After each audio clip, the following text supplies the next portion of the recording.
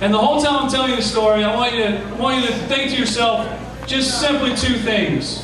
A, I am 46 years old. It is old. Keep that in mind. And B, the second thing I want you to remember, the whole story I'm telling you, is I simply was trying to get Taco Bell. That's all I was doing. Okay? I wasn't trying to hurt anybody. I wasn't trying to go to jail. I wasn't trying to make anybody mad. I just wanted Taco Bell. Alright? I work downtown. Right? You see me working right now. You know I'm not telling a fib. I work downtown. I live on 30th Street. And I bike home every night. Yeah, it's impressive, I know. That's how you keep this. That's how you want to keep like this. You bike home 60 blocks every night. Well, actually I don't really bike home to keep like this. I bike home to avoid DUIs. That's the reason. That's the real reason I bike home.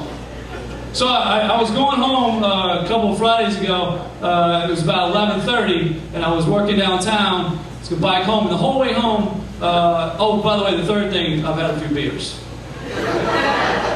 46, Taco Bell, and I'm drunk. Okay? So I'm biking home, and the whole way home I'm thinking to myself, man, those fajitas I bought are going to be delicious. Because I had bought 2 pounds of fajita meat for my wife to make for me while I was downtown slaving away like she's supposed to do.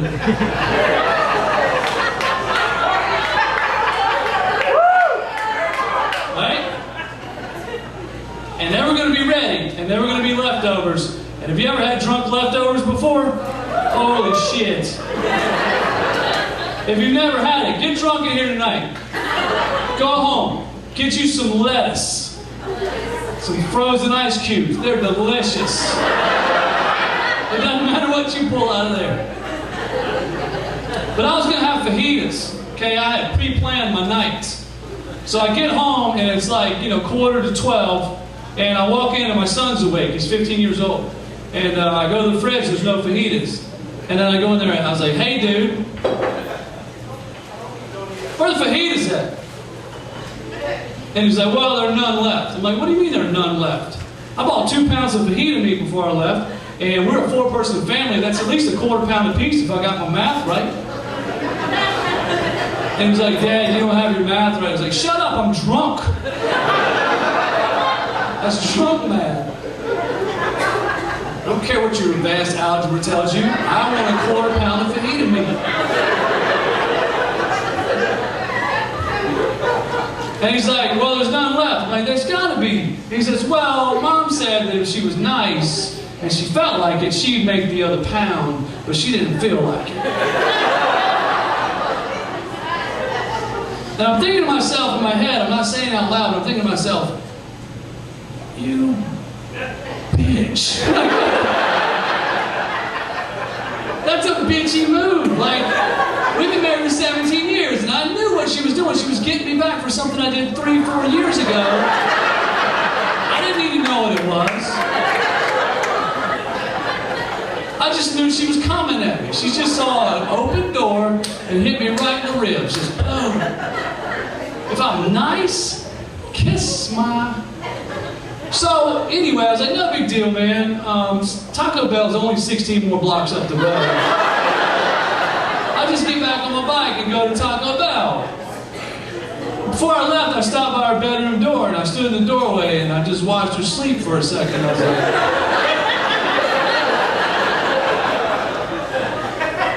I'm going to get you back. One day, I'm going to get you back. So I go outside, I get on my bike, because I had to put it in the garage, and I go 16 blocks Taco Bell. When I get there, it's 12:01, the dining room's closed. And I was like, shit, wait a minute, the drive-thru's open. I just bike around, there's no one in the drive-thru, I'll bike around, get my tacos, I'll be out of here before anybody knows it, no big deal, right? So I'll bike around, I'm sitting there, and I'm like there for 3 or 4 minutes. And no one's coming at me on the squawk box. It's just real silent in the dead of the night in Creekwood, which is not the greatest place to be. And I'm like, hey Timmy, here's the problem. We don't weigh as much as a car. Because this bicycle and you maybe weigh 185 and cars weigh like, 2,000 pounds. And then my brother was like, hey, why don't you just jump this bicycle up and down that concrete pad and it'll make that bell go off inside the restaurant and I know you're out here. So I started drunk bouncing this bicycle up and down as hard as I can go. And about 45 seconds later, sure as shit, a lady comes on. And she's like, hey, can we help you? I was like, yeah, I'm just here to get some tacos. I got money. And my wife didn't make fajitas, but you don't need to know that. Anyway, I'm just hungry. I want to get out of here. And she's like, well, we can't serve you. I'm like, what do you mean you can't serve me? Don't you see me out here? She's like, yes, sir, we see you. Could you please stop bouncing that bicycle up and down? Because this bell's going off like crazy. And I was like, I knew that would work. I'm a genius.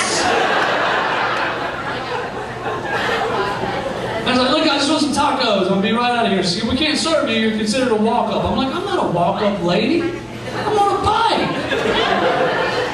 She goes, no, it's not a proper vehicle. I was like, let me tell you something. And I just had this 5-minute yelling match with this box, which was really the lady inside the box, about how not only am I on a proper vehicle, I'm on like the first form of a vehicle if you want to get down to it. Hey, you want to get technical, there were horses and then bikes and then cars. Right? So I'm like the preempt to the car. So I should be served way before a car. And she's like, well, we can't serve you. And I was like, listen, you might as well serve me. I'm not leaving. She goes, well, you got to leave. I said, I'm not leaving. You might as well call the cops.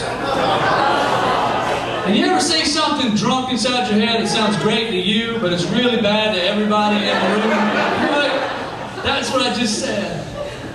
But as soon as I said it, a manager comes on. He's like, sir, can we help you? I was like, yeah, I got some money. And my wife didn't make fajitas, and she don't even know nothing about that. And I just want some tacos and get out of here. He's like, well, we can't serve you. You're considered a walk-up. I'm like, dude, did you not just hear the conversation I had with that lady for the last 5 minutes? Because I will go over it again. And he's like, yes, sir, we heard you. And I agree with you completely, 100%. However, standard operating procedure says anyone on a bike or walking up to this window is the person that's going to rob us. And I'm like, dude, I'm on a bike. I'm not going to rob you.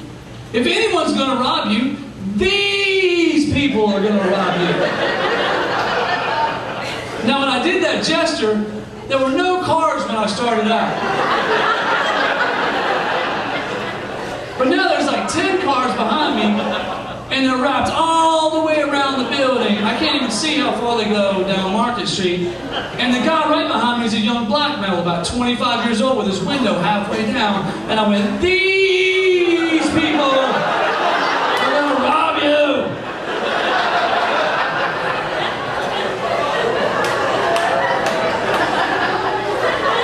And my brother was like, don't say that. I was like, too late. And then this big old puff of weed hits me in the face.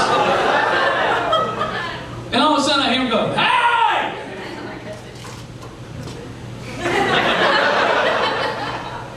Get out the way! You're messing up my Taco Bell experience!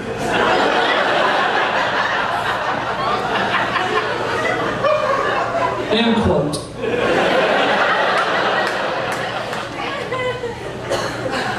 And I was like, why don't you shut up? You see me trying to get some tacos here, man. Matter of fact, you're in the proper vehicle. Why don't you order through your vehicle? I'll give you the money, and then I'll be out of your way. And then I figured we were like two alpha males, toe-to-toe in the middle of the night at 12:07 in Creekwood. And we're just staring each other down. And I figured at this point, everybody inside Taco Bell is gathered around the monitor to watch this white boy get his ass handed to him.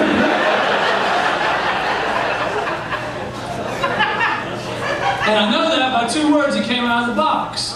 And those two words were this. That's right. Holy shit. Which I know is not standard operating procedure inside Taco Bell. So we're just silent. And I'm not going to back down because I'm drunk. And Muscle looks psychotic because he goes, hey man, you want me to get your tacos for you? I will gladly get your tacos if you will just get out of my way. I was like, oh, yeah, cool. And I convinced the dude in the box that the dude in the car, the proper vehicle, was going to order my tacos through his vehicle, and we were going to have a transaction.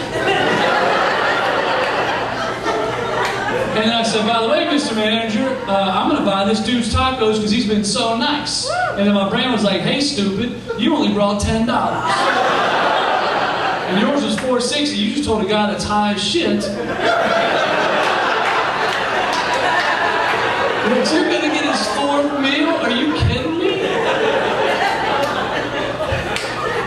And so he starts to order, but he's not ordering like up and down, straight on the menu like he's supposed to. He's all over the place. And I'm trying to do drunk math, keeping up with him. $1.79, $69, $79, $89, $2.50. And we get to like $8.40, I'm like, cool. And then he turns to somebody and goes, hey baby, what you want?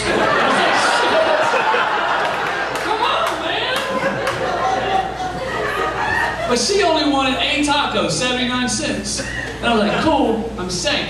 And so I finish ordering and I pull up to the window and he pulls up, but not right behind me like he's supposed to. He pulls up right beside me and pinches me in between the window and the car. Like real tight. I think he did it on purpose. Like I could feel the car and the window on my hip. And so now I've got like an angry black manager in the window and an angry black young male in the car, and I'm like an angry Oreo cookie. Except nobody wants to lick my center, they want to kill me. And so the manager starts passing me food to pass to this dude. And so I'm like, what just happened? How did I end up working at Taco Bell? I just came to get some food. So I hand the dude his food, and he takes off. And as he leaves, he turns to me and he goes, thank you, my brother. And I was like, thank you, my brother. You be safe. He goes, you be safe too. And I turned to the manager. I was like, see, all this could have been avoided if you just have understood I'm on a proper vehicle. Next time somebody pulls up on a bicycle, you remember what I just did here. So I take my food, I go back on market to go away. Well, evidently, while all that was going on, they must have taken my advice and called the cops. Because a cop car pulls up like 2 miles an hour to match my bicycle speed with his blue lights on. I'm like, who's this idiot pulling over, man? There's no one on the road. It is the dead of the night, just me and him, and I'm on the sidewalk. And as soon as I thought that, I hear him on the radio go like this. He goes, sir, could you pull that vehicle over the side of the road? I was like, you're right, I will. I told the guy at Taco Bell it was a vehicle. I will gladly pull over. We'll talk about horses and buggies and cars and motorcycles and bicycles. I'll share some Taco Bell with you. It's going to be an awesome story. Absolutely. So I pull off, get off my bike, and I'm waiting for him to come up and have a great conversation. And he comes up to me with his hand on his holster. And he's shaking his head and he's like, son, do you realize you can get a DUI on a vehicle such as this? I was like, this is not a vehicle, this is a bicycle. This is not Taco Bell. It is a bicycle.